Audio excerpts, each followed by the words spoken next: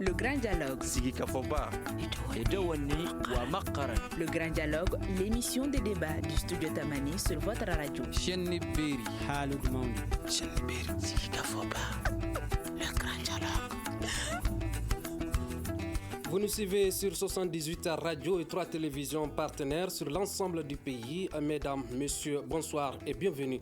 La situation sécuritaire au centre du pays devient de plus en plus préoccupante malgré les différentes rencontres sanctionnées par la signature d'un accord de paix signé entre Peul et Dogon. Un accord de cessez-le-feu unilatéral a été signé le 27 septembre 2018 à Sévaré, mais également un communiqué conjoint de non-agression du 1er juillet 2019 entre Dana Ambassagou et la coordination de groupes armés Peul du centre du pays. À quoi servent tous ces accords? Qu'est-ce qui peut expliquer cette recrudescence de l'insécurité au centre du pays? Y a-t-il des non-dits dans ce conflit? Quelle stratégie faut-il adopter? Nos invités, Hamadoun Diko, président de la jeunesse capitale Poulakou. Monsieur Diko, bonsoir. Bonsoir. Madani Tolo de Guina Dogon. Monsieur Tolo, bonsoir. Bonsoir. Mamadou Diouara, sociologue, directeur du cabinet Gaïa au téléphone. Monsieur Diouara, bonsoir. Je suis Imrana Kilo Maïga. Ce débat est un partenariat entre Studio Tamani et le programme d'engagement civique de l'USAID. Le Grand Dialogue. Hamadoun Adiko de Tapital Poulakou, comment se présente la situation sécuritaire au centre du pays? La situation elle est explosive, elle est très grave quand on essaie d'analyser parce que chaque jour au centre du pays, nous dénombrons de morts. Nous savons que chaque jour les Maliens meurent au centre du Mali, donc elle est très grave. Madani Tolo de Guina Dogon, comment vous comprenez la situation au centre? Bismillahirrahmanirrahim. Allahumma salli ala Rasulullah sallallahu alayhi wa sallam. Mes salutations à tous nos téléspectateurs et tous ceux qui nous suivent à l'heure actuelle. Le centre du pays dépasse vraiment une description que si vous l'amenez dans une proportion logique, il est extrêmement difficile de comprendre. Honnêtement, la situation est en train de se détériorer et moi j'ai des inquiétudes que ça ne devienne encore plus violent que la dernière fois passée. Donc, pour le moment, en tout cas, l'état des lieux, les informations qui nous parviennent ne sont pas du tout réjouissantes. Et en réalité, j'avais effectué une dernière mission, nous, en tant qu'association, dans les 4 cercles. On est allé du côté de Bandiagara, du côté de Bankas, du côté de Koro et du côté de Douanza.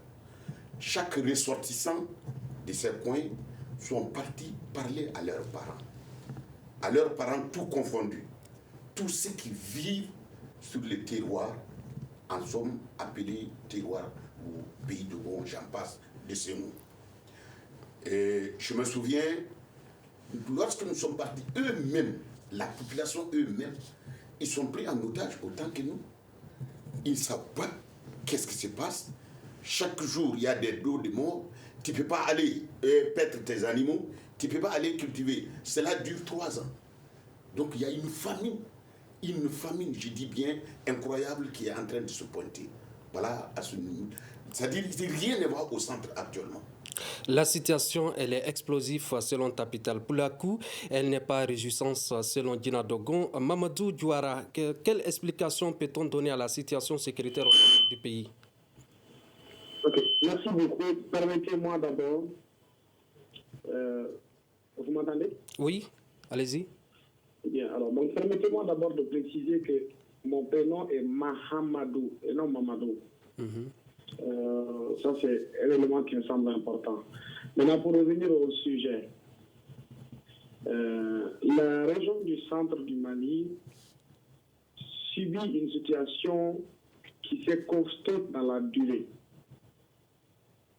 Et cette situation, elle est multiforme. Il est important de comprendre que la résolution ne peut pas être rapide comme on l'espère.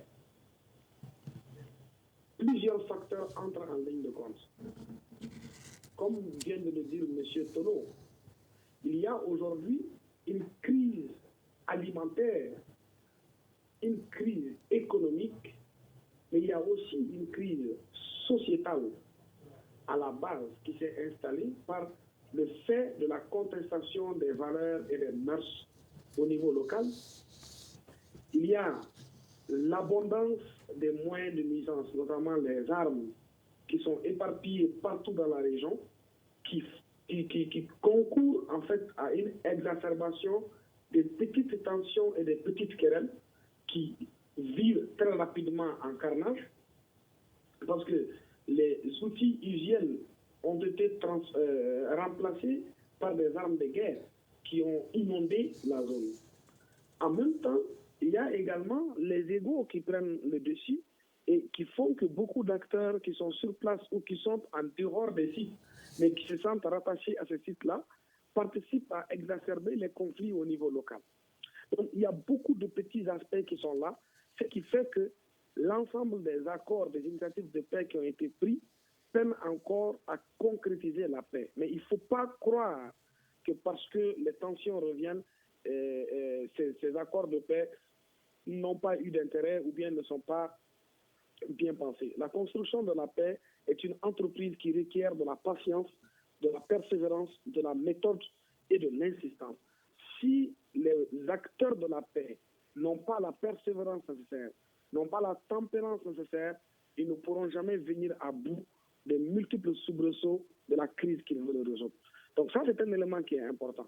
Ça commande donc aux responsables agissant et parlant au nom des communautés que sont Guinadogon et Capitale Poulakou de se mettre au-dessus de tout ce qui est interpellation des émotions, de l'ego ou même de la sensibilité pour comprendre qu'in fine, le salut collectif ne se trouve que dans la construction et la consolidation de la paix.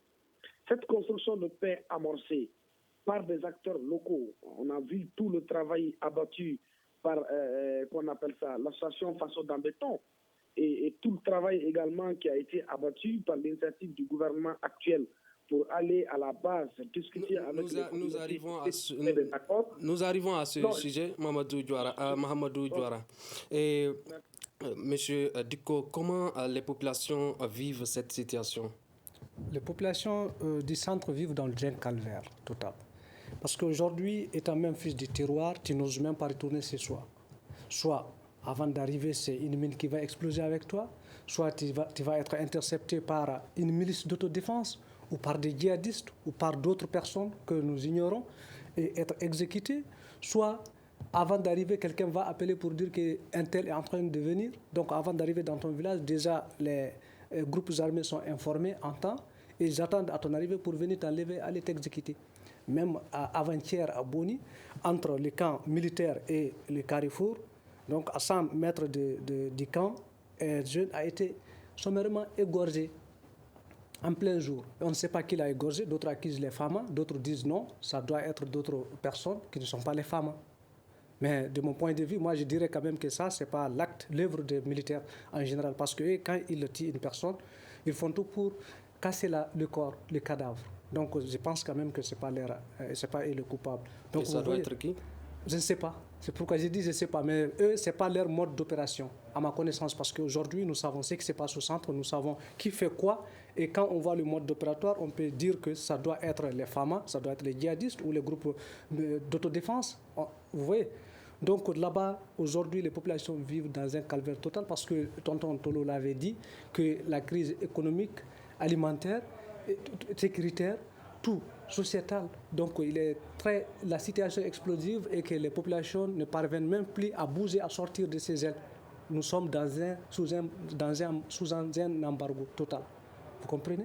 Aujourd'hui, un fils du centre a même peur d'aller chez soi, dans son propre village. Vous voyez ce que ça fait? Monsieur Tolo, comment se porte la cohabitation entre Peul et Dogon au pays Dogon? La cohabitation entre Peul et Dogon, d'abord, précisément par ma personne, moi je n'ai jamais accepté depuis le débat que je suis en train de faire depuis 2013 à nos jours, quand on veut stigmatiser pour dire que c'est un conflit Peul-Dogon. Il va faire la part des choses. La part des choses, c'est quoi? Nous avons des Peuls avec lesquels on a vécu depuis plus de, je ne sais pas moi, 900 ans. Nos grands-pères ont vécu ensemble, nos pères ont vécu ensemble, et nous aussi, nous vivons ensemble. Maintenant, comment est-ce que la situation peut se détériorer entre ces mêmes peuples et nous? Maintenant, il y a une donnée permanente. La terre que Dieu nous a donnée, c'est autour de cette terre que le Dogon cherche sa nourriture, sa vie. C'est autour de cette terre que le peuple cherche sa survie et son existence. Mais maintenant, qu'est-ce qui arrive? Des fois, il y a eu des conflits sociaux. J'appelle ça des conflits sociaux. On se tape avec un bâton. Après, ça se règle avec les chefs de village. Maintenant, comme Mahamadou Douara l'a dit, puisque les règles sociales sont déplacées, même oubliées, qu'est-ce qui a amené ça? C'est vraiment la politique. La politique, comment? Tu vas trouver que dans une même famille, le père est un parti, la mère est un parti, l'enfant est un parti. Et dans la même famille, c'est eux qui doivent faire, tu comprends, la synthèse, sinon la postérité de la famille. Le père, il est en porte-à-faux avec son enfant et sa femme. La femme est en porte-à-faux avec son mari et son enfant. Où est le problème? C'est endémique.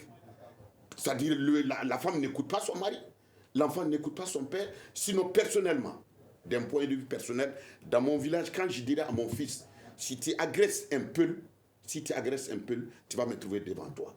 J'ai l'habitude de mettre, moi, de garder en prison mon frère, même père, même mère, 4 mois en prison parce qu'il s'est battu avec les peuples. Ça, c'était la situation d'antan. Aujourd'hui, pour comprendre le problème, il y a un problème, tu comprends, le désordre qu'il y a eu au moment des élections, qui continue là-bas. Les acteurs sont là, dans Kourpi, hein. Je dis à Bamako ici, la racine du mal, c'est là. Hein. Donc maintenant, c'est-à-dire puisque les téléphones, les réseaux sociaux, j'en passe, le monde est un seul bloc, interconnecté. On a beau faire des missions agréables, réelles, on va partir pour dire, bon, Dogon et Peul, maintenant c'est fini, on est d'accord. Mais ça dure le laps de temps, peut-être d'une semaine. Dès que nous nous tournons dos, et il faut savoir qu'il y a des acteurs qui ne veulent pas que ce conflit-là finisse. Ils n'ont pas intérêt. Il y a des marchands d'armes, il y a des marchands de drogue, d'alcool, j'en passe. Et ils ne veulent pas que ça finisse comme nous voulons que ça finisse. Parce que moi, c'est mes parents qui sont là-bas. Ceux qui meurent, ce sont mes parents à moi. 1. De 2, le plus souvent, l'armée fait des amalgames.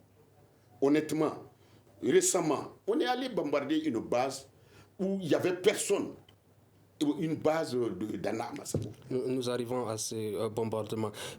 Monsieur Mahamadou Douara, Monsieur Tolo se pose la question comment la situation arrive à se détériorer. Qu'est-ce qui est à l'origine de ce phénomène d'insécurité au centre du pays, selon vous? Vous savez, l'origine, il y a plusieurs aspects qui sont à l'origine de ça. Hein. Je l'ai dit souvent lors de nos débats antérieurs.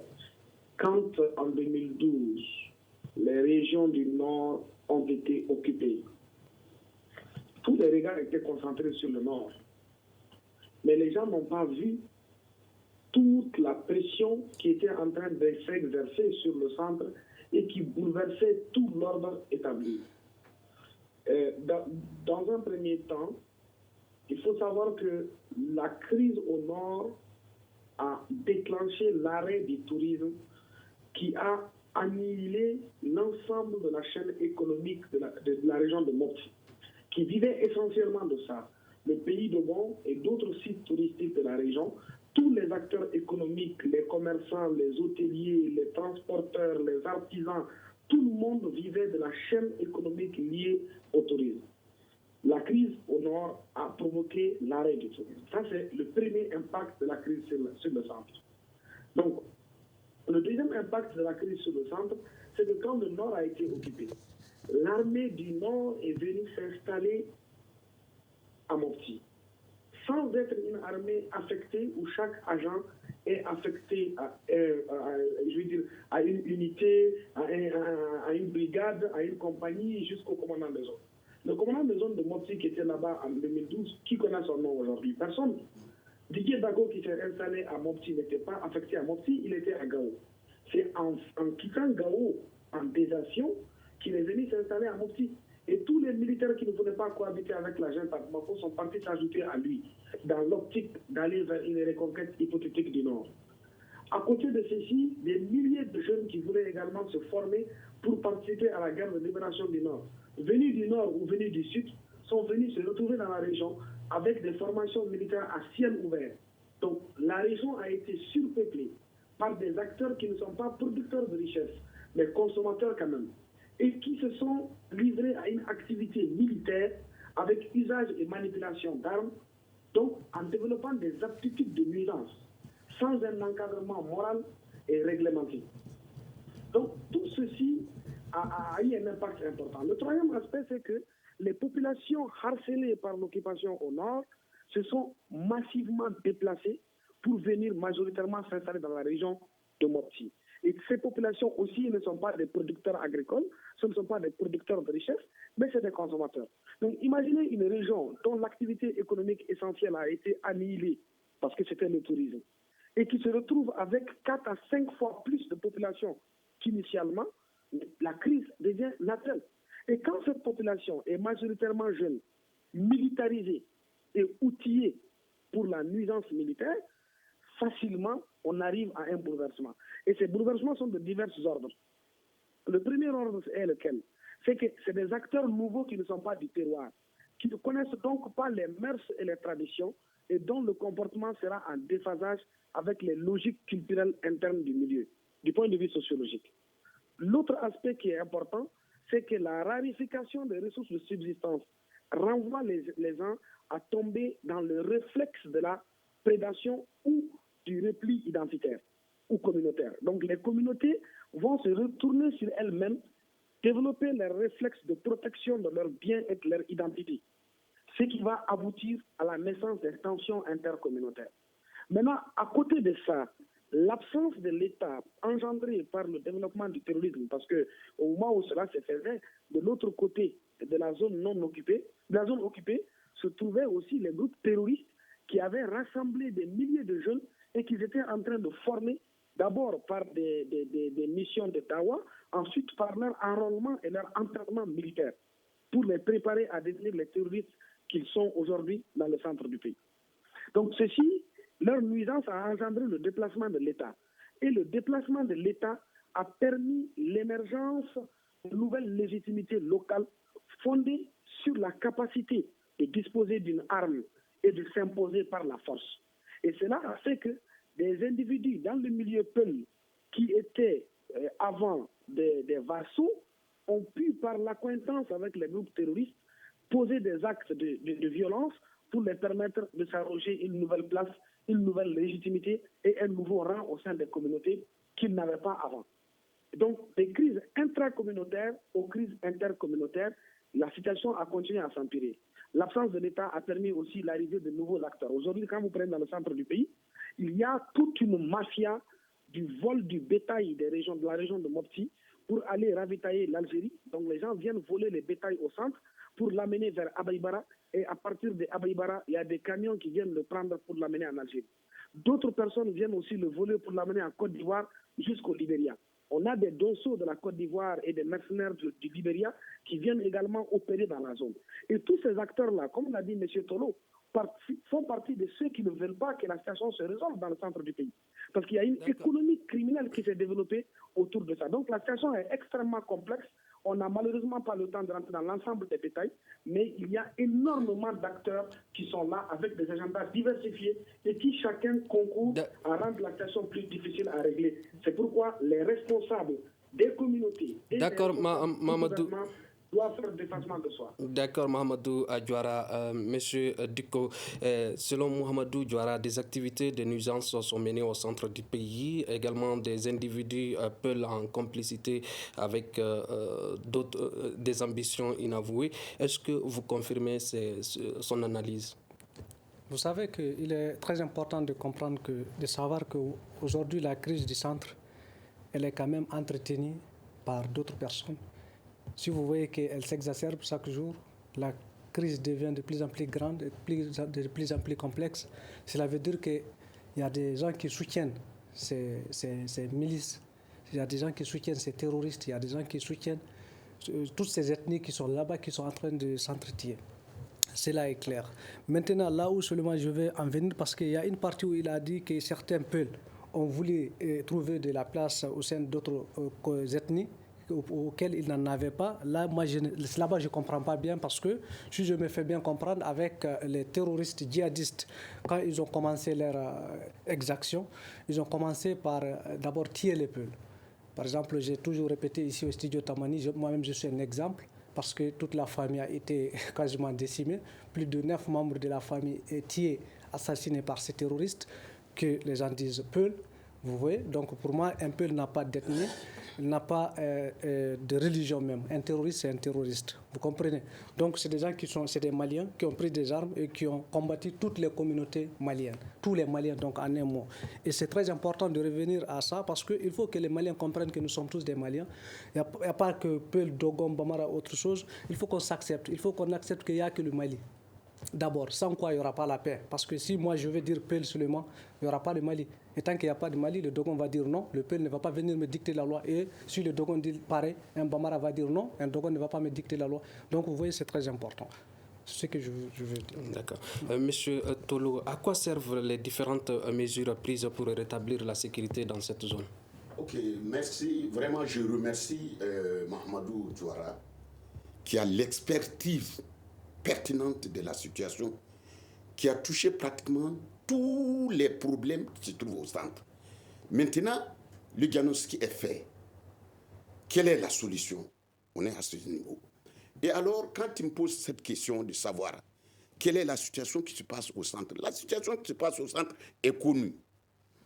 D'abord, l'absence totale de l'État qui devrait être l'arbitre, sinon un tampon entre les administrés et vraiment l'État.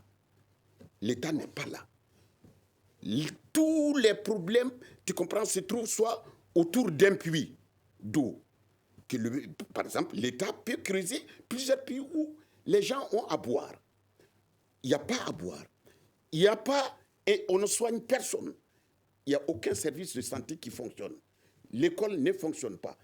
Ils ne sont pas allés à l'école des Blancs, mais ceux qui sont au village là, ils savent ce qu'ils font. En fin de compte, chacun cherche sa tête, puisque l'État qui est chargé et régalien pour défendre la sécurité des individus, l'État n'étant pas là, ils sont obligés de trouver une formule pour se défendre. Tu ne vas pas y rester couché et qu'on vienne te tirer là-dessus. Un. De deux, par exemple, je donne un exemple épatant. Il y a un djihadiste qu'on a pris dans notre zone, nous, à Kassa, dans l'arrondissement de Diankabou. Il ne comprend ni Dogon, ni Peul. Il ne parle, c'est-à-dire le dialecte qu'il parle, personne. D'abord, il est parti, il était perdu. Les autres étaient partis, ils l'ont laissé là-bas. Moi, quand on m'a dit qu'il y a cet individu avec eux, je leur ai dit, ne le faites rien, il faut le remettre aux forces de l'ordre qui se trouvent à Diankabou. Il y a une garnison, un détachement à Diankabou. Mais on l'a remis. Mais le reste, maintenant, pour eux, les paysans... Est-ce que les partis ont la bonne foi d'aller vers la paix? Les partis, c'est-à-dire les nôtres, parce qu'il faut spécifier, il y a plusieurs acteurs. Comme M. Diawara l'a dit, il y a plusieurs acteurs. Il y a des acteurs qui veulent aller à la paix. Moi, je suis parti à Tankoulé. Tankoulé, c'est les Peuls qui sont même père, même mère que nous. Mais je vous assure, ils m'ont fait pleurer et ils ont pleuré. Ils m'ont dit qu'il y a 3 ans, qu'un Dogon n'a pas mis pied là-bas. Et quand moi je suis venu, tout le monde me connaît à travers mes parents, à travers moi-même. Mais ils ont pleuré, moi j'ai pleuré. Donc, c'est-à-dire, eux aussi sont pris en otage, comme les Dogons. Comme les Dogons. Je te donne un exemple, c'est sur la plaine qu'il y a le problème. Sinon, les Dogons qui sont sur la montagne, mais les soi-disant djihadistes, là, ils ne montent pas là-bas. Donc, il faut se demander la question, maintenant, est-ce que c'est vraiment la plaine qu'ils veulent libérer de tout le monde? Ça, c'est une question qu'on se pose. Et puis, pour quelle raison, quand nous parlons à nos parents qui sont d'accord avec nous, la dernière mission que nous avons effectuée, on a réuni tous les chefs de village, on leur a dit vraiment garder la dignité que vous aviez auparavant. Ils nous ont dit, moi j'ai vu un chef de village qui m'a appelé, dont j'étais le nom. Il dit, tu as vu, j'ai le tabac dans ma bouche. Ce que vous cherchez à voir là, s'ils m'ont vu avec le tabac dans ma bouche, ils vont me canarder. Donc, ça veut dire qu'eux aussi sont pris en otage. Et ceci, C'est ça, c'est le rôle de l'État. Sinon, nos populations ne peuvent pas se battre contre eux. D'accord. Alors, je rappelle que ce débat est un partenariat entre Studio Tamani et le programme d'engagement civique de l'ISAID. Monsieur Ducko, pourquoi l'État n'arrive pas à maîtriser la situation au centre du pays, la situation sécuritaire au centre du pays? Bon, vous savez que l'État, on peut dire que si on essaie de très bien analyser, il y a un manque de volonté ferme. Parce que moi, je pense que l'État doit être ferme sur tout ce qu'il fait. Un État faible, un État qui n'attend qu'à ce que les gens se lèvent pour dire bon, on va essayer de solutionner, ce n'est pas un État. Donc c'est l'État même qui n'existe pas au Mali quand on essaie de très bien analyser. Il nous manque d'État. S'il y avait d'État, aujourd'hui, il n'allait pas trouver que la crise n'est pas finie, même à Kidal, la plus forte région au centre. La crise ne devait même pas atteindre le centre dans les conditions normales. Mais ils ont été tellement faibles qu'on s'est retrouvé dans cette situation que personne ne maîtrise aujourd'hui, vu que vous voyez le nombre exorbitant de forces étrangères et puis les forces maliennes qui sont ici. Vous avez vu le nombre d'armes, les armes qui circulent librement au centre et tout le monde est permis d'avoir une arme. Donc du coup, l'État ne peut absolument rien faire aujourd'hui si ce n'est pas que nous, les Maliens, qu'on s'assied, qu'on discute et qu'on s'associe pour aller combattre les forces du mal. Parce qu'il est important de souligner qu'au centre et au nord du Mali, il n'y a pas que des Maliens. Aujourd'hui, tous les bandits se retrouvent au centre du Mali et au nord du Mali. Il faut que cela soit clair. Même si aujourd'hui, Peul, Dogon, les Bambara et autres ethnies qui sont au centre et au nord acceptent d'aller vers la paix, il y aura toujours d'autres personnes de mauvaises intentions qui vont dire non, on ne va pas aller à la paix. Parce que vous vous rappelez, en 2012, ce n'est pas les Maliens en quelque sorte qui ont commencé la guerre. Quand l'armée a été défaite, vous vous rappelez bien, c'est l'AQMI. C'est des djihadistes venus, je ne sais même pas d'où, peut-être même du Pakistan, qui ont défait l'armée et l'armée a reculé. Donc l'armée a laissé le nord, les nordistes entre les mains de ces djihadistes qui ont pu s'installer librement et faire ce qu'ils veulent. Vous voyez? Mahamadou Diawara, y a-t-il un manque de volonté de l'État, comme le dit M. Ducko? Alors, moi, je ne pense pas qu'il y ait un manque de volonté de l'État, parce que je pense que je comprends bien la position de M. Ducko. C'est un citoyen qu'on appelle ça éprouvé et en souffrance et qui regarde vers la seule destination qui est légitime, qui est l'État. Seulement, il est important de se rappeler que, et ça c'est important de le dire, parce que les Maliens attendent trop de l'État, c'est légitime. Mais on oublie que nous avons un État totalement déconstruit en 2012, qu'il a été nécessaire de reconstruire au fur et à mesure. Et en 2012, ce que les gens oublient, c'est que le Mali a fait affaire d'abord à sa propre armée. C'est quand même près de, j'allais dire, un tiers de l'armée malienne déployée au nord et au centre du pays qui a déserté pour aller dans la rébellion. En officiers, sous-officiers et hommes de rang qui sont partis aussi avec les armes, les munitions, la formation militaire et les informations tactiques de notre système de défense pour venir attaquer les mêmes bases qu'ils étaient chargés de défendre. À ceci, c'est ajouter l'élite de la plus puissante armée d'Afrique, la Libye. Et à ceci, c'est ajouter l'armée qui déstabilise les États-Unis, notamment Al-Qaïda. Et c'est tout ceci ensemble qui a attaqué ce qu'il restait de l'armée malienne au moment où à Bamako, un coup d'État militaire a fait partie tout le haut commandement. Et c'est un capitaine qui régnait sur une armée où les commandants sur le terrain étaient des colonels-majors. Les gens oublient ce contexte. Donc la reconstruction d'un tel État n'est pas une mince affaire.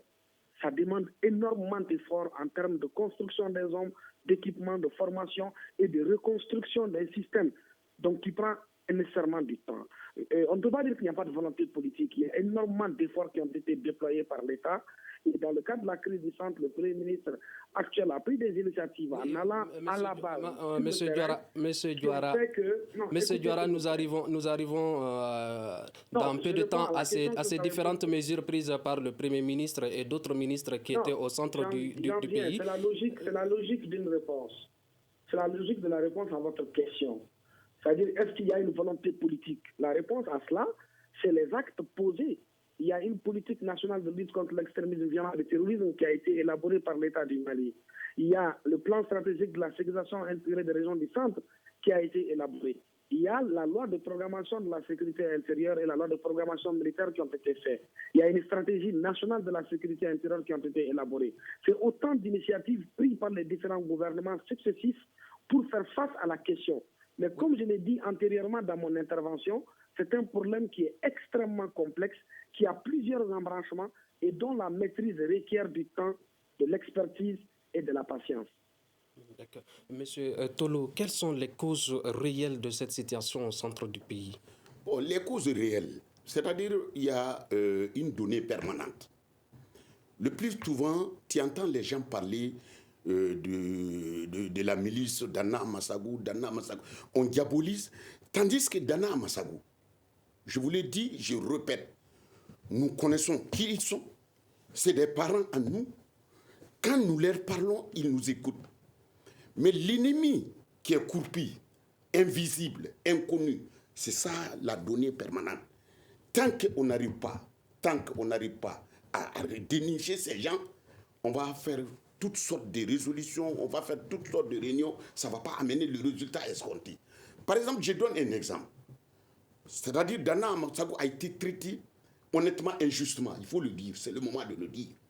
Ils étaient en réunion quelque part, on a brûlé leur moto. Ils ne vont jamais attaquer qui que ce soit. Un. De deux, récemment, on a bombardé deux camps. Deux camps, c'est-à-dire, on appelle ça camp, ce n'est même pas des camps. Ils sont partis bombarder là-bas. Ce n'est pas eux qu'il faut bombarder. Qu'est-ce qui peut expliquer ce bombardement des bases de Dana Amassagou? Il n'y a aucune raison réelle, aucune raison objective. Aucune raison objective. De telle sorte que, si on ne fait pas attention, il y a 2 poids, 2 mesures. 2 poids, 2 mesures, ça veut dire quoi? Mais est-ce qu'il y a-t-il réellement de bombardements, puisque jusqu'à présent, on n'a pas encore un bilan? Mais il y a des bombardements, c'est-à-dire récemment, à côté de Goundaga, il y a eu des bombardements. Et on a suivi, par exemple, le camp de Sojo. Il y a eu un autre camp qui a été bombardé. Pour quelle raison, je ne sais pas. On a parlé du bombardement tout récemment du camp de Bandjougou, à 30 km de Sévaré. Est-ce réellement dans ce camp, il y a eu des pertes en vies humaines? Non, des pertes en vies humaines, non. Mais maintenant... Mais concrètement, qu'est-ce s'est-il passé dans cette base? Il y a quoi là-bas? Dans cette base-là, quand nous, par exemple, quand la mission est partie, on les a dit de se démobiliser. Dans le camp, pratiquement, il n'y avait personne. Maintenant, le camp était là-bas. C'est-à-dire pour d'éventuels... Parce que quand on est allé, c'est-à-dire quand il y a un déficit de confiance entre toi et moi, mais je me méfie de toi. Mais l'autre jour, le ministre Diaby a dit à la télé, il dit que lorsqu'on voulait désarmer les choses au nord là-bas, là, et ils disent que ce n'est que l'arme seulement qu'ils ont pour se faire entendre, ils ne vont jamais accepter de se faire désarmer tant qu'ils ne voient pas concrètement de quoi il s'agit. Bon, maintenant, dans le camp, il n'y avait personne. Ils ne sont pas nuisibles. Ils ne s'attaquent à personne. Il y avait peut-être des marmites, il y avait peut-être des trucs, sinon il n'y avait personne. Ils sont allés bombarder ces choses-là, des motos, tout ça. Mais les autres là, et les soi-disant djihadistes, parce que moi j'ai fait la différence entre Noupel et les soi-disant djihadistes. C'est une différence totale. Alors, de telle sorte que les djihadistes là circulent avec souvent 50 motos, 2 personnes là-dessus. Des fois, 100 motos, 2 personnes, ça fait 200 personnes. Et ces gens circulent, on connaît, les Dana Amassagou là, savent où ils sont. Mais on ne s'attaque pas à ceci. Des gens auxquels on a parlé, qui avaient même rejoint la maison. Monsieur Diko, y a-t-il des réseaux qui se cachent derrière ce conflit? Bien sûr qu'il y en a, parce que vous savez que si vous voyez que les conflits durent, cela veut dire qu'il y a quelqu'un qui alimente ça. Parce qu'il faut avoir un soutien. Il est très difficile de faire la guerre. D'où vient ce soutien-là? C'est très difficile de répondre à cette question. Parce que ça, moi, je pense que c'est l'État même qui est censé de mener des enquêtes. La sécurité d'État est là, d'autres... Mais comment vous savez qu'il y a ce soutien? Bon, pertinemment, vous avez vu à plusieurs reprises qu'on a arrêté des cars remplis d'armes à Sévaré. Et ces cars quittent Bamako. Donc il y a quelqu'un quand même qui a pu accepter ici les armes et les envoyer au centre. C'est clair. Donc, vous voyez, pour encore un peu revenir par rapport à l'État malien, si vous permettez, parce que je disais, par exemple, au centre du Mali, moi je suis de Douanza, tout de suite, les FAMA, par exemple, les militaires, les forces maliennes de sécurité, qu'est-ce qu'elles font? Elles-mêmes, elles cherchent à se sécuriser. Par exemple, elles prennent les populations comme un bouc bouc émissaire. Vous comprenez? Par exemple, entre Boni et Douanza, vous avez entendu parler de l'explosion d'une mine qui a coûté la vie d'une vingtaine de personnes, de la compagnie Sonef Transport, vous vous rappelez, il n'y a même pas longtemps. Je vous assure qu'entre Boni et Douanza, c'est 90 km. Et s'il y avait deux camps intermédiaires, c'est-à-dire à côté de Dalla et à côté de Nokara, il n'y aurait pas ces poseurs de bombes. Cela est clair, mais qu'est-ce que font ces militaires? Ces militaires sont tous dans les grandes villes, soit à Boni, soit à Douanza, soit à Sévaré, en train de se sécuriser eux-mêmes. Donc c'est ce qui fait que l'État n'a pas de volonté. Il faut la patrouille. La nuit, par exemple, les poseurs de bombes, ils partent la nuit pour placer leurs bombes. Il faut quand même une patrouille. Si tu sais que tu peux te faire attraper par les militaires la nuit, tu ne vas pas oser le faire. Alors que les militaires dorment la nuit, à partir de 18h, ils ne sortent pas, et que les autres profitent de ce temps-là pour aller mettre leurs bombes. Vous comprenez? L'État malien pouvait empêcher la création des milices. L'État ne peut pas me dire qu'il n'était pas au courant de la création, de la formation de ces milices. Hein? Cela est clair. Et tout le monde a accusé ici, toutes les communautés du centre ont accusé le Premier ministre sortant. Et même l'actuel, on est en train de l'accuser. Vous voyez? Donc cela veut dire que l'État a sa part de responsabilité. Le dénominateur commun, là, c'est l'absence de l'État. C'est le manque de volonté de l'État malien. C'est ça, le dénominateur. Je voudrais ajouter un peu. Allez-y. C'est-à-dire, nous, la dernière mission qu'on a effectuée, il y avait Peul Dogon. Babaliba y était, Djibril Bari y était, Amadou. Enfin, on était une trentaine, Dogon et Peul, du tout ce qui est Kerem ici à Bamako. Quand nous sommes partis, on est allé parler aux Dogon, on leur a dit, bon voilà, les Peul que vous accusez là, voilà, ils sont là. Dites-leur tout ce que vous avez à dire. Baba Liba a été assis. Ils ont douté ce qu'il a dit. Il a dit que dans tout ce que vous dites, à 90%, sinon 95% de tout ce que vous dites là, c'est mensonge. On a amené aussi les Dogons, c'est-à-dire du côté des peuples où on disait, c'est les Dogons là qui financent un tel, Dana, Massa, tout ça là. Là aussi, c'est en fait une contre-vérité. Tout ça, ça a été prouvé. Donc quand les parents ont vu que ceux qu'ils accusent, croire que nous, entre nous, il y a une animosité à Bamako ici, il n'y en a pas, ça a commencé vraiment de les laisser réfléchir et de dire que bon, vraiment, eux aussi, ils vont cesser. Mais quand nous avons quitté, mon vieux, après nous, on a dit que c'est de la mascarade. L'État devrait prendre le relais de notre mission à nous et circuler et voir quels sont les malfrats qui sont. Parce que quand on est parti, si jamais de moi on a quitté à maintenant, qu'on n'avait pas enlevé de bétail, qu'on n'avait pas tué quelqu'un, qu'on s'est attaqué à personne, mon vieux, je vous assure, la paix là allait revenir. Mais pour hypothéquer le paix que nous avons eu, bon, ils sont partis saboter. D'accord. Et l'État les laisse saboter. Il nous reste peu de temps. Mahamadou Diouara, est-ce qu'il y a-t-il des raisons non avouées dans ce conflit au centre du pays? En une minute. Alors, rapidement, ce que je vais dire, c'est que je crois que l'explication que M. Tolo vient de dire, est en lien avec ce que mon frère Diko a développé, prouve qu'il y a dans le centre du Mali d'autres acteurs en dehors de ceux qu'on se plaît à accuser, notamment les Peuls, les Dogons, les responsables ici à Bamako. D'abord, il est important de savoir, comme je l'ai dit dans mon intervention précédente, qu'il y a des acteurs de d'autres pays qui sont en train de faire développer une économie criminelle en accointance avec certains individus maliens dans le centre du pays.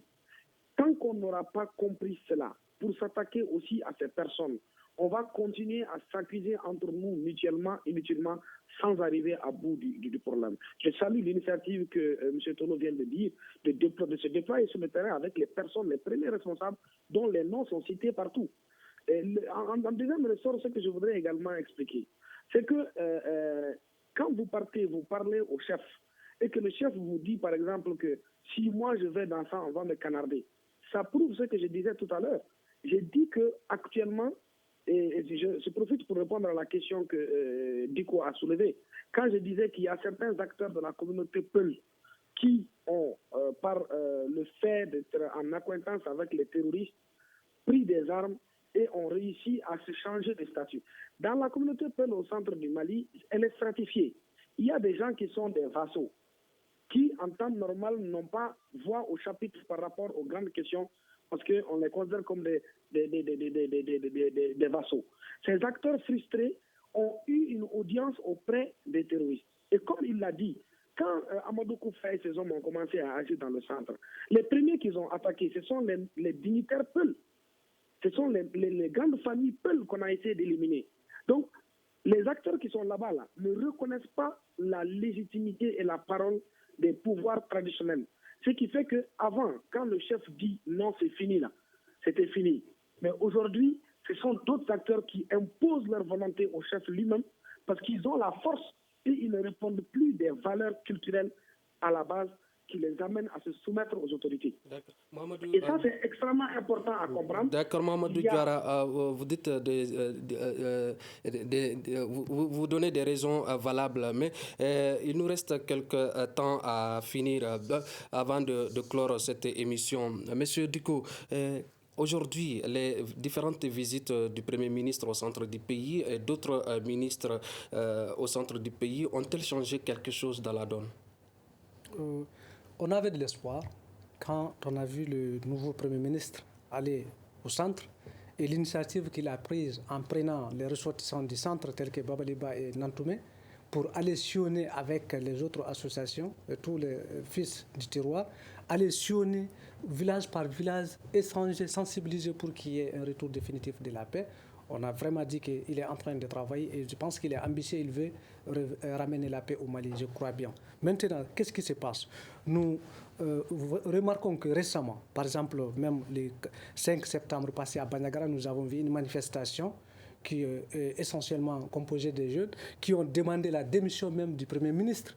Et nous avons vu aussi dans les réseaux sociaux où certains jeunes, je dirais Dogon, c'est-à-dire des associations telles que le collectif, telles que Dogon Vision, qui accusent ouvertement Babaliba disant qu'il est terroriste.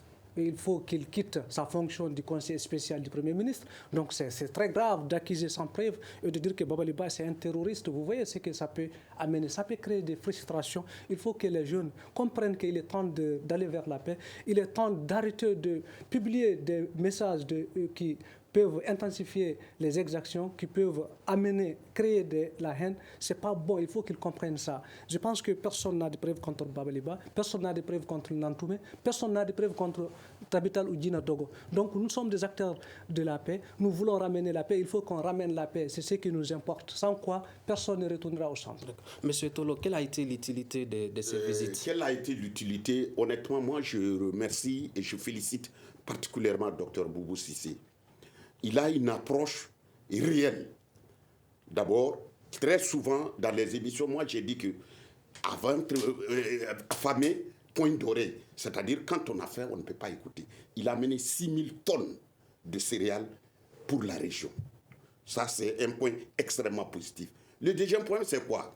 Il y a des acteurs, des intervenants hybrides. Chaque matin, chaque jour, il y a d'autres personnes qui se créent. Je cherche la paix au centre. Il a fait un point focal au niveau de la primature. Il y a une personne qui répond au nom de tous ceux qui se disent chercher la paix au centre. Donc, quand on s'adresse à lui, il va vraiment remonter l'information. Ça, c'est un autre point positif.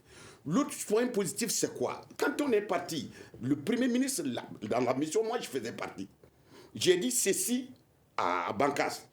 J'ai dit que même si tous les Peuls mouraient et qu'il restait un Peul, ce Peul-là, il va vivre parmi les Dogons. Si les Dogons mouraient et qu'il restait un Dogon, ce Dogon, il va vivre parmi les Peuls. Vous parlez des acquis du Premier ministre et le haut représentant du chef de l'État pour le centre. Quel a été l'impact de son intervention au centre? Bon, le haut représentant du président, honnêtement, moi, je ne me retrouve pas dans... Parce que regarde, le centre-là, et tu comprends la sommation, l'addition de tout ce que tu peux trouver comme ethnie au niveau du centre. Donc, le président Diongouna, j'ai du respect pour lui, mais j'ai bien peur.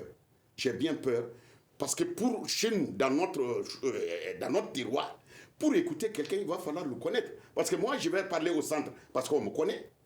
Sinon, si on ne me connaît pas et que c'est quelqu'un qui ne te connaît pas, il ne peut pas connaître ton problème. Par exemple, il y a un mode de vie entre nous. J'appelle ça la civilisation sociale qui nous lie. Dès que tu ne connais pas ça, c'est un autre problème. Sinon, si je parle à un bozo, il va s'arrêter. Si un bozo parle à un dogon, il va s'arrêter. Mais par contre, ce n'est pas la même chose que nous trouvons ici. Monsieur Diko, Tabital Poulakou avait manifesté le 26 janvier dernier pour exiger le désarmement de toutes les milices. Qu'est-ce que cela a donné aujourd'hui?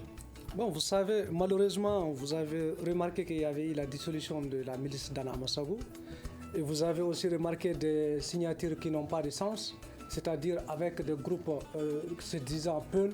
Mais est-ce que c'est avec les vrais acteurs que ces signatures ont eu lieu? Non, je dirais non, parce que vous avez vu que les exactions continuent et ceux qui ont signé au nom de Peul ici ne représentent même pas leur famille.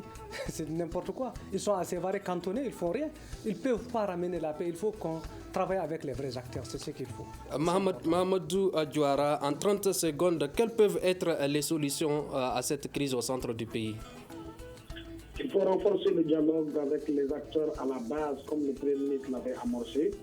Il faut renforcer le déploiement des forces de défense et de sécurité dans la région du centre, en créant un nouveau maillage territorial. Et il faut changer la dynamique des forces de défense et de sécurité. Merci Mahamadou Diawara. Merci Mahamadou Diawara. Le temps nous fait défaut. C'est la fin de ce débat sur la situation au centre du pays. C'est un débat en partenariat entre Studio Tamani et le programme d'engagement civique de l'USAID. Nous étions avec Hamadou Diko, président de la jeunesse Tabital Poulakou, Madani Tolo de Djina Dogon, Mahamadou Diawara, sociologue, directeur du cabinet Gaïa. Je suis Imrana Kilo Maïga, à la mise en onde de Mamadi Keïta et à la régie vidéo Salim Diawara. Et la coordination est assurée par Mohamedou Touré. Et je rappelle que ce débat est un partenariat entre Studio Tamani et le programme d'engagement civique. Bonne suite de programme. Le Grand Dialogue. Le Grand Dialogue, l'émission des débats du Studio Tamani sur votre radio.